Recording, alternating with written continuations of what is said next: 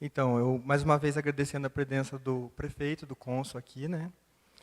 E, assim, os créditos todos já foram dados, nós já tivemos o nosso mestre de cerimônia fazendo todos os agradecimentos aqui.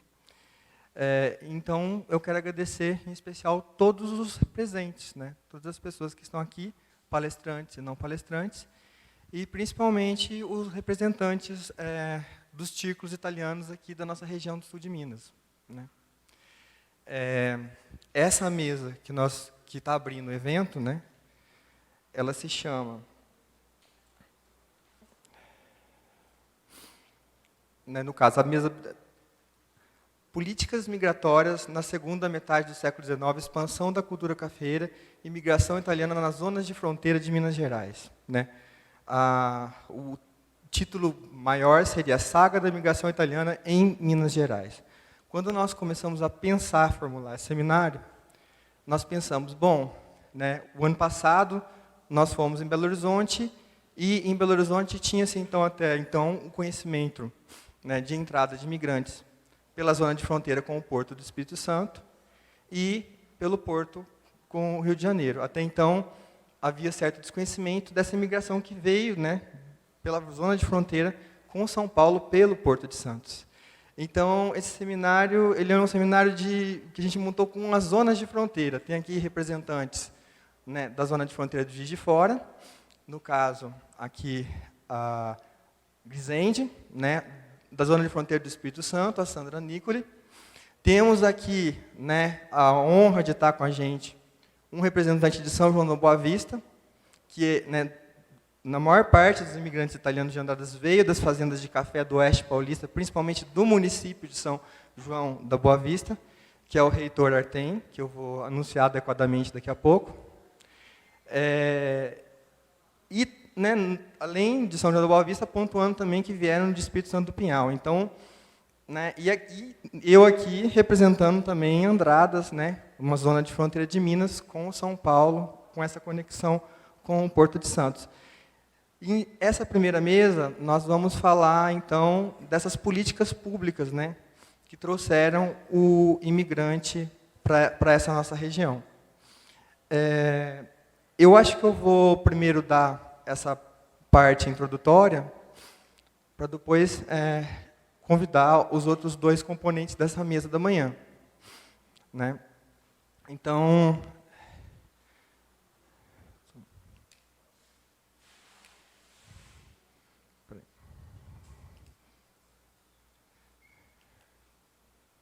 no caso aqui, né, eu vou falar um pouquinho sobre o contexto na Itália, né? O que é esse contorno geográfico que é impresso na nossa cabeça como se fosse um contorno natural, né? Assim como nós não questionamos que o Brasil, esse contorno, né, geográfico do Brasil, ele é um produto cultural, ele foi construído ao longo do tempo.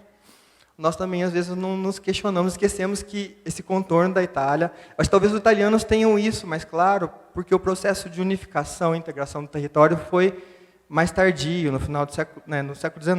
O nosso aconteceu um pouquinho antes, né?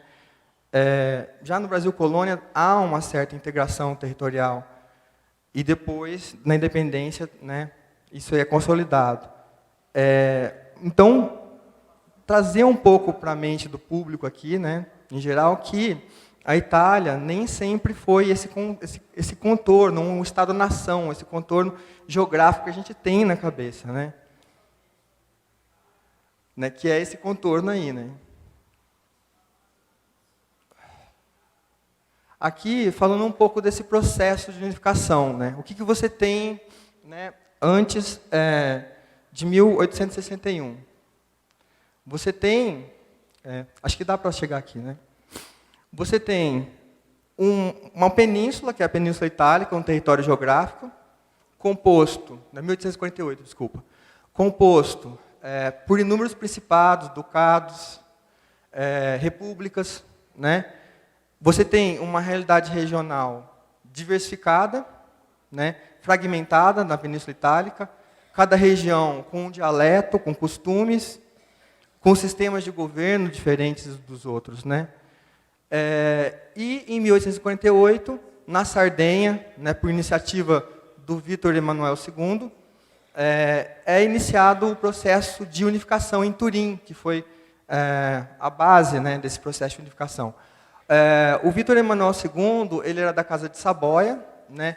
Desde o século XVI havia um movimento da Casa de Habsburgo, do Império Austro-Húngaro, de unificar a Europa toda sobre a dinastia Habsburgo, né? Na época do Carlos V, teve a tentativa, no século XVI, de unificar a Europa sobre uma só fé, a fé católica, e sobre um só rei, Carlos V, que era, né, da Casa de Castela em Espanha, e também Habsburgo. Aquela tentativa de fazer o Sacro Império Romano Germânico. A pedra no sapato do Carlos V, que não vai conseguir fazer isso, vai ser a França e vai ser a Reforma Protestante, né? E desde o século XVI, a Casa de Habsburgo, né, austríaca, tenta essa expansão territorial, né? Então, nesse momento, em 1848, o Império Austro-Húngaro está presente no norte da Itália, tem essa pressão para dominar essa região. O Vêneto chegou a fazer parte, né? Trento também. Então, em 1861, né, nasce a Itália como Estado. Em 68, ele consegue anexar o Vêneto de volta, tomando do Império Austro-Húngaro, né? Em 1870 tem a anexação de Roma. Aqui são as capitais ao longo do tempo, né? Conforme foi acontecendo esse processo de integração, a capital foi mudando. De Turim vai para Florença, de Florença vai para Roma. E o engraçado é que o Vítor Emanuel II, ele acompanha essas mudanças, né? O Vítor Emanuel II, ele estava dentro do, né, no caso o reino ele era o rei da Sardenha, do reino da Sardenha na época, ele estava mais dentro do contexto de modernização econômica capitalista da época.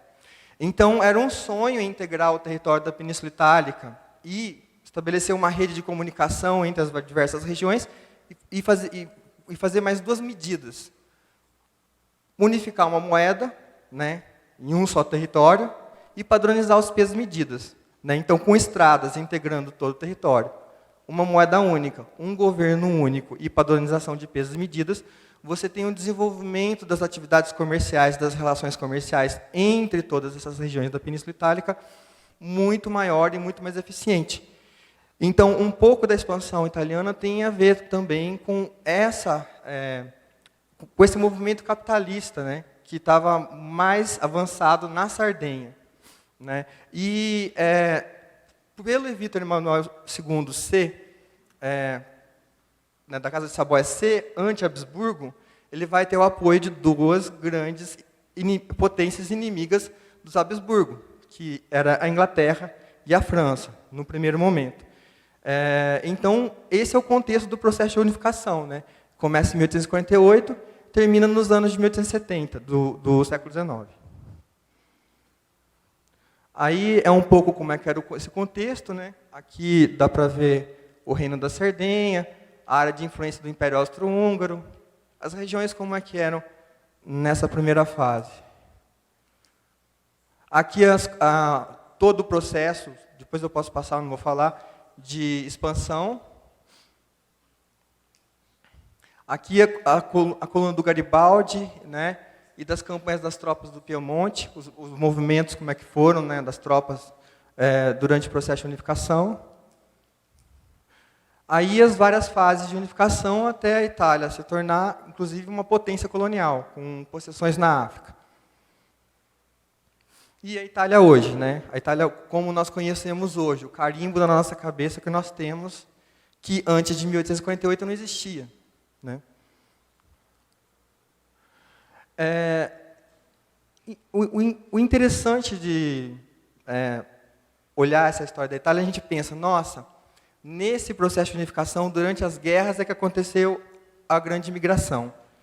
E, na realidade, não foi, né?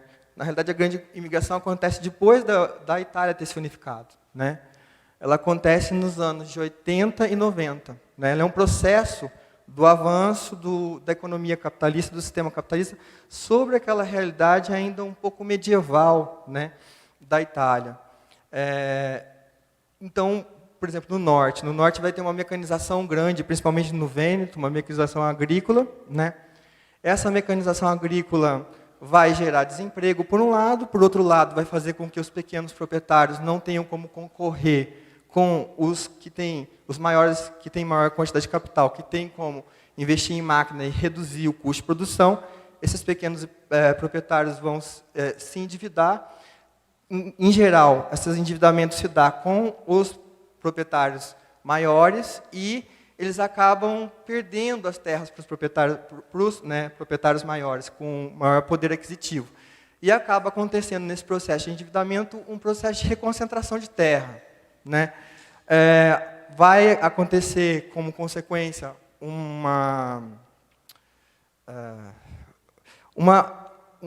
lançamento de massa evadida do campo, um êxodo rural para as cidades.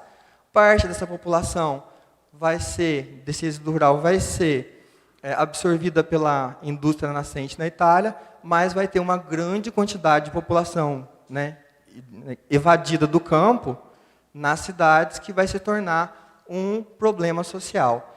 E é nesse contexto que acontece a imigração. É nesse contexto dos anos 80 e 90, que acontece a grande imigração italiana para o mundo, né? Cerca de 30 milhões, a maior parte deles para as Américas, né? A maior diáspora do mundo.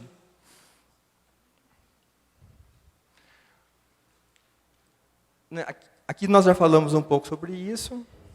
Aqui são mapas que eles apresentam, né? Aqui nos anos entre 1878 e 1900, 1901 e 1918, os centenas de milhares por região que saíram, né, nessas duas fases aqui, de imigrantes para o mundo.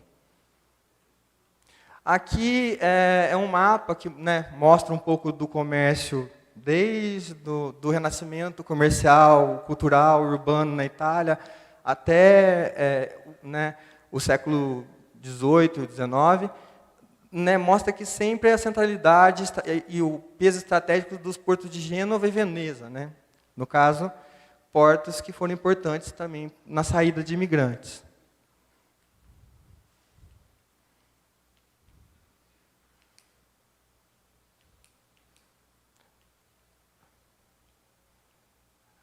E aqui o contexto no Brasil. Eu vou tentar pular um pouco essa parte do contexto do Brasil, né? O que está acontecendo aqui?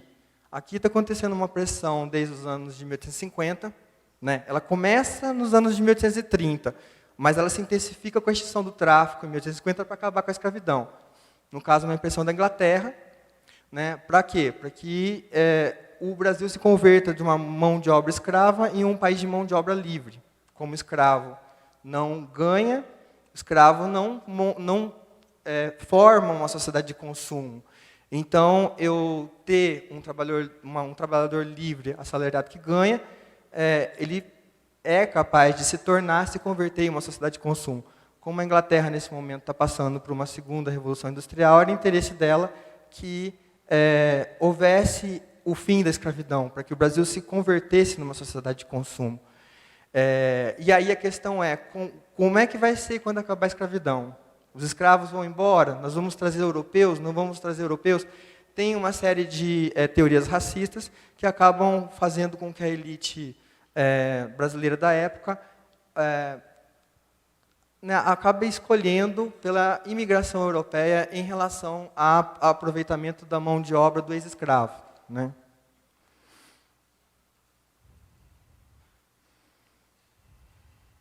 Aqui é um pouco das discussões que tiveram a partir dos anos de 1850, quando começou a se pensar a política de imigração no Brasil.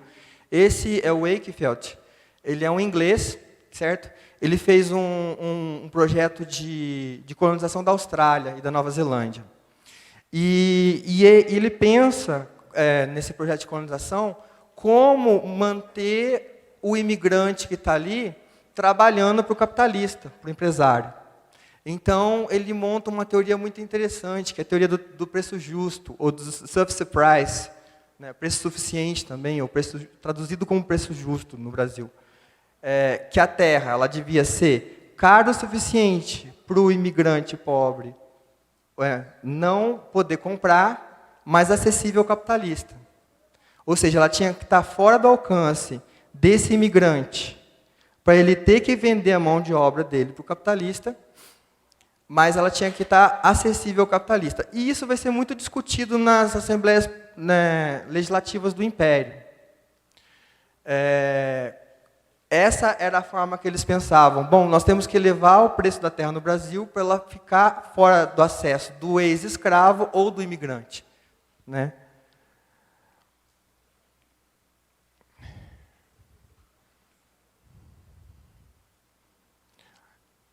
Então, esse é um pouco do contexto, né? Em 88 tem a abolição, a partir daí tem uma série de políticas graduais de abolição, em 1888 tem a abolição, e a partir da abolição em 1888 é, de fato, colocado para funcionar uma máquina burocrática, legislativa e infraestrutural, que inclui aportes brasileiros de ferrovias, para trazer esse migrante para dentro do Brasil. E aí é que a gente vai dar início um pouco na nossa mesa de fato, né? Que são as políticas públicas para imigração italiana na segunda metade do século XIX. Aqui no caso de Andradas, esse documento, né, um passaporte do Ângelo Basso, que veio da Fazenda Paraíso de São João da Boa Vista de 1888, foi que deu o pontapé inicial para a gente conseguir ver esse contexto nacional, né, mais global nacional, no local, né. Esse é o passaporte, aqui é o verso dele, e aqui no verso está a Sociedade Promotora de Imigração de São Paulo, né. E é um passaporte justo do ano da abolição, de 1888, e justo no ano da abolição, que é esse ano crucial, e que desmorona toda uma realidade. Porque imagina, não se sabia como é que ia ser depois que acabasse a escravidão, né? Nesse ano já tem na Fazenda Paraíso um italiano, né, trabalhando. E esse italiano veio para Andradas, que é o Ângelo Basso, né, que a família Basso está aí até hoje produzindo vinhos, né?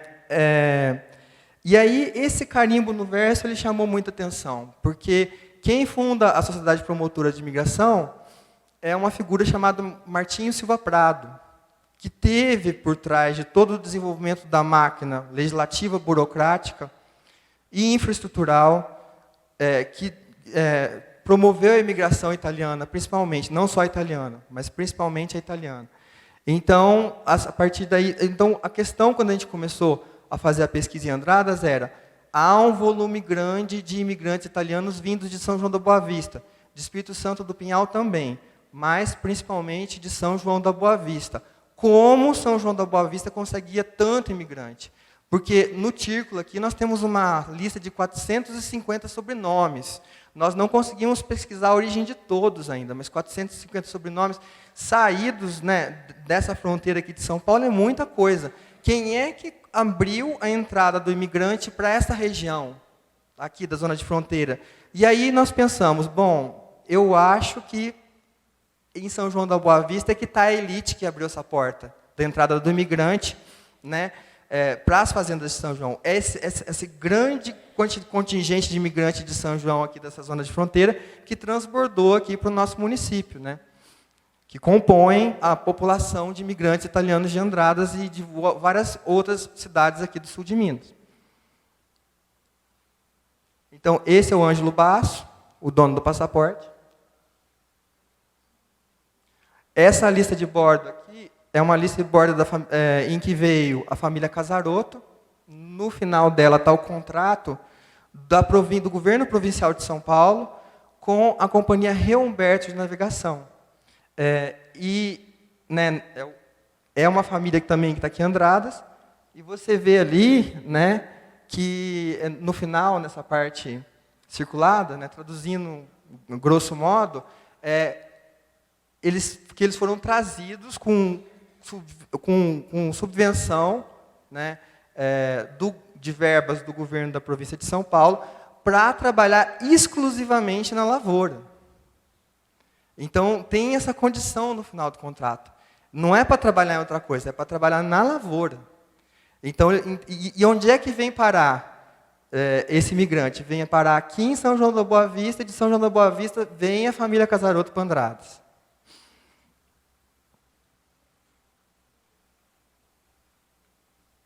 Então, aí nós pensamos, bom, a partir desse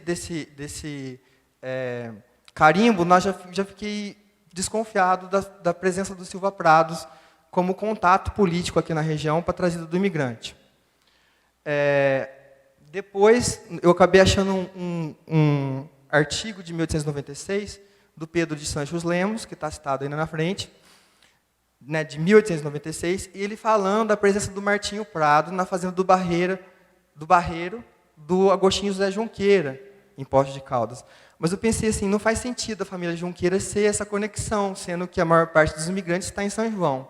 Eu falei assim, provavelmente o Martinho Silva Prado deve também ter passado por São João, porque era caminho para até Poços, então ele deve ter conexão com alguém de São João. Vamos em São João tentar achar alguém da família Oliveira, porque um dos coronéis mais citados era o coronel Ernesto Oliveira, porque provavelmente a família Oliveira era a família que tinha contato com o Martinho Prado. Então, o Benedito Eduardo Casaroto, que é o presidente do Tico-Dano, foi até lá, a gente conseguiu contato com o Dr. Joaquim de Oliveira Neto, que é o dono do jornal Município, e ele é sobrinho, bisneto do coronel Ernesto Oliveira, né? O bisavô dele era o Joaquim José de Oliveira. E o Joaquim José de Oliveira tinha várias cartas trocadas com o Martinho da Silva Prado, mostrando uma amizade muito forte e íntima entre os dois. Por enquanto, não está fazendo muito sentido essa figura do Martinho da Silva Prado com relação à imigração que veio para cá, mas vai fazer daqui a pouco, eu vou explicar. Esse aqui é o Martinho Silva Prado. Então, nós encontramos uma sequência de cartas de 1882. Ao todo, 4 cartas, aqui estão 3. Certo? Essas cartas, eles estão negociando. O Martinho da Silva Prado mostra uma relação íntima de visitar a casa, e perguntar de parentes, e viajar junto. Eu vou fazer um resumo para poder sobrar mais tempo para os outros palestrantes das cartas. Né? Tem numa das cartas ele fala assim, olha, eu vou sair eu vou descer na estação das Caldas, né? Só que é em 1882 e a estação de Poços de Caldas ficou pronta, acho que foi em 1884, não foi? Acho que foi por aí. 86, 84, foi em 1886, eu acho. 84, 86, não me lembro da data exata agora. Bom, nessa data, em 82, a estação de Poços de Caldas não estava pronta. Onde é que era essa estação das Caldas? Né? Aí, pesquisando um mapa da Companhia de Ferro, do Estado de Ferro da Mogiana, essas são as cartas, os documentos. Eu vou tentar passar para o mapa direto.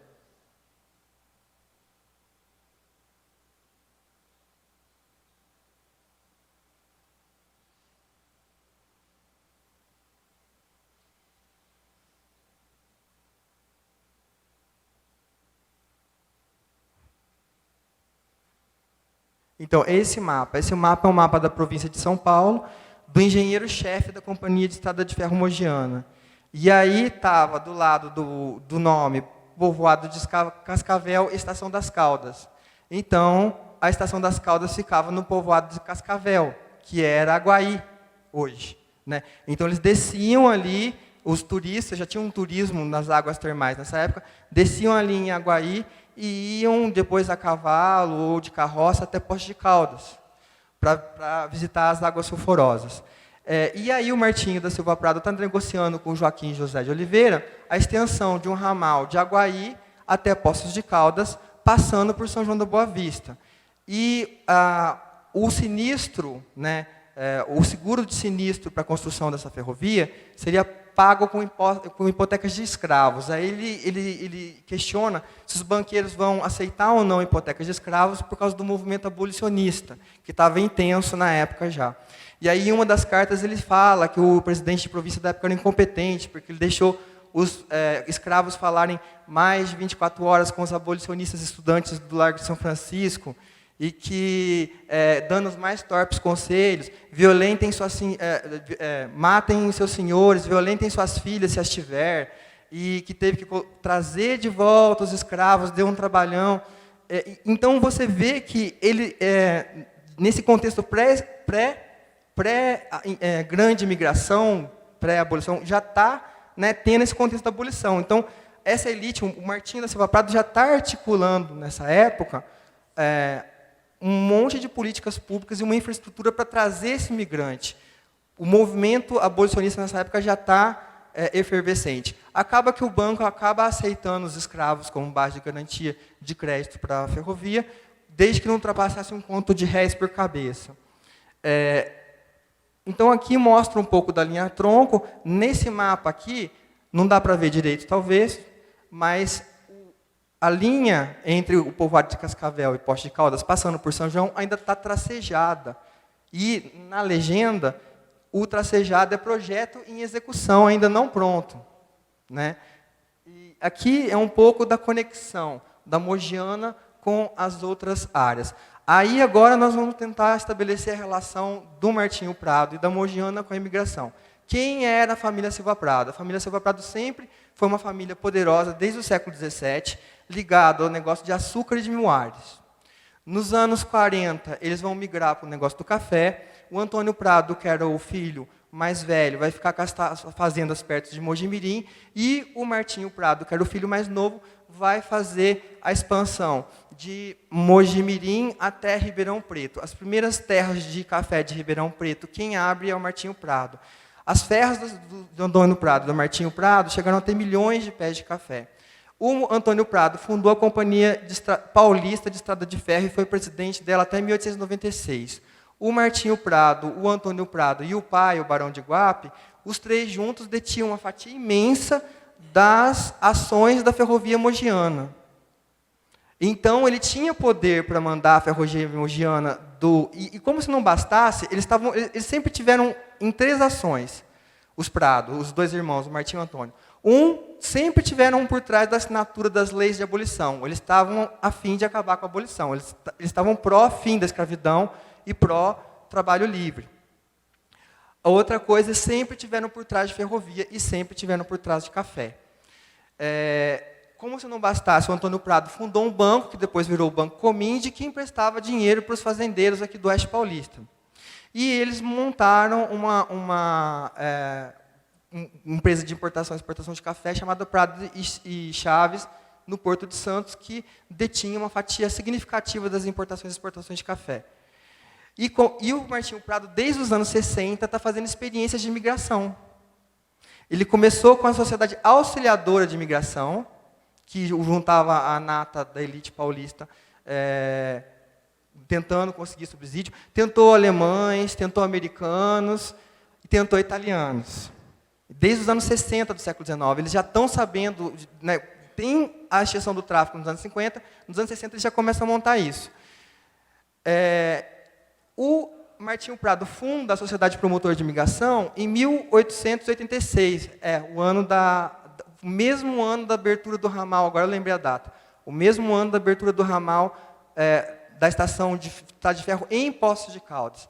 É o ano que é fundada a Sociedade Promotora de Imigração, com a finalidade de conseguir verba pública para financiar a vinda do imigrante para cá, a maior parte deles italianos. Como presidente da Sociedade Promotora de Imigração até o final do Império, e no começo da República, o Martinho Prado controlava também a hospedaria de imigrantes do Brás. Então, ele controlava o fluxo de imigrantes que chegava. Quem mandava no fluxo, na mão de obra imigrante, era o Martinho Prado. Via o quê? Via controle da hospedaria. E ele só era um grandíssimo amigo do Joaquim José de Oliveira, que era nada mais, nada menos que irmão do Ernesto Oliveira. Então, por isso, né, eu acho que está aí o canal de entrada, o pioneirismo de São João na imigração.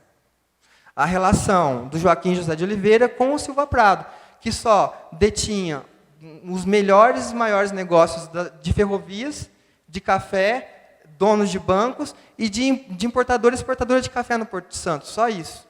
Só isso. E eu fiquei sabendo, através do trabalho da Grisende, que eu vou chamar agora o Artem e a Grisende para compor a mesa, que houve também uma sociedade não promotora, mas auxiliadora de imigração, com uma estrutura muito parecida em Minas. Ou seja, é possível que essa estrutura, sociedade promotora ou auxiliadora de imigração, tenha existido em quais mais províncias? Minas, Rio de Janeiro, São Paulo. Será que existiu uma no Espírito Santo? Nós ainda não temos isso levantado, é um campo meio novo. Né? É uma coisa que a gente está se deparando com isso agora. Por isso, políticas públicas de imigração na segunda metade do século XIX. E até eu vou pedir para a Grisende, depois na fala dela, tentar pontuar um pouco isso. Né? Então, é um pouco isso que eu gostaria de falar. Só pontuando, já em 1848, o Bernardo de Souza Franco, que era ministro da Economia do Império na época, fala da montagem do sistema bancário no Brasil, ele fala do quão mais barata era a mão de obra livre em relação à escrava.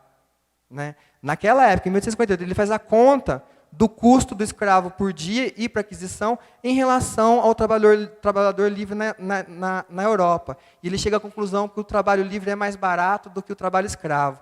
Então, eu começo o livro que a gente fez para a pesquisa, né, falando dessa questão de que em 48 eles já veem que o trabalho escravo é muito mais caro do que o livre, e no final, o último capítulo, que eu não publiquei ainda, né, ele é de substituto mais barato da mão de obra escrava a empreendedor, né, porque ele acabou sendo o substituto mais barato da mão de obra escrava. Então, agora eu